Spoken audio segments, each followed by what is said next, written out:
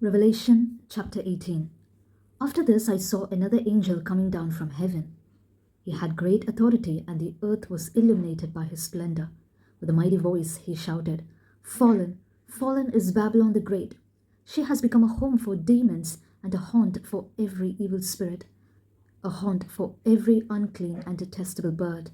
For all the nations have drunk the maddening wine of her adulteries. The kings of the earth committed adultery with her, and the merchants of the earth grew rich from her excessive luxuries." Then I heard another voice from heaven say, "Come out of her, my people, so that you will not share in her sins, so that you will not receive any of her plagues.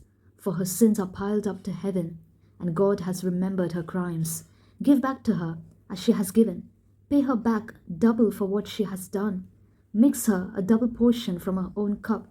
Give her as much torture and grief as the glory and luxury she gave herself. In her heart she boasts, 'I sit as queen, I'm not a widow, and I will never mourn.' Therefore, in one day her plagues will overtake her, death, mourning, and famine. She will be consumed by fire, for mighty is the Lord God who judges her. When the kings of the earth who committed adultery with her and shared her luxury see the smoke of her burning, they will weep and mourn over her. Terrified at her torment, they will stand far off and cry, 'Woe, woe, O great city, O Babylon, city of power! In 1 hour your doom has come.' The merchants of the earth will weep and mourn over her, because no one buys their cargoes anymore. Cargoes of gold, silver, precious stones and pearls, fine linen, purple and scarlet cloth, every sort of citron wood and articles of every kind made of ivory, costly wood, bronze, iron and marble, cargoes of cinnamon and spice, of incense, myrrh and frankincense, of wine and olive oil, of fine flour and wheat, cattle and sheep, horses and carriages, and bodies and souls of men. They will say, 'The fruit you longed for is gone from you.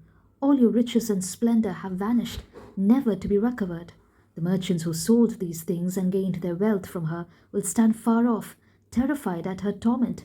They will weep and mourn and cry out, 'Woe, woe, O great city, dressed in fine linen, purple and scarlet, and glittering with gold, precious stones and pearls. In 1 hour such great wealth has been brought to ruin. Every sea captain and all who travel by ship, the sailors and all who earn their living from the sea, will stand far off. When they see the smoke of her burning, they will exclaim, 'Was there ever a city like this great city?' They will throw dust on their heads and with weeping and mourning cry out, 'Woe, woe, O great city, where all who had ships on the sea became rich through her wealth. In 1 hour she has been brought to ruin. Rejoice over her, O heaven. Rejoice, saints and apostles and prophets. God has judged her for the way she treated you.'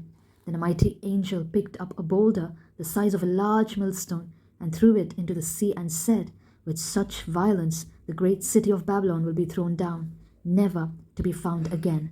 The music of harpists and musicians, flute players and trumpeters will never be heard in you again. No workman of any trade will ever be found in you again. The sound of a millstone will never be heard in you again. The light of a lamp will never shine in you again. The voice of bridegroom and bride will never be heard in you again. Your merchants were the world's greatest men. By your magic spell all the nations were led astray. In her was found the blood of prophets and of the saints and of all who have been killed on the earth.'" Revelation chapter 18.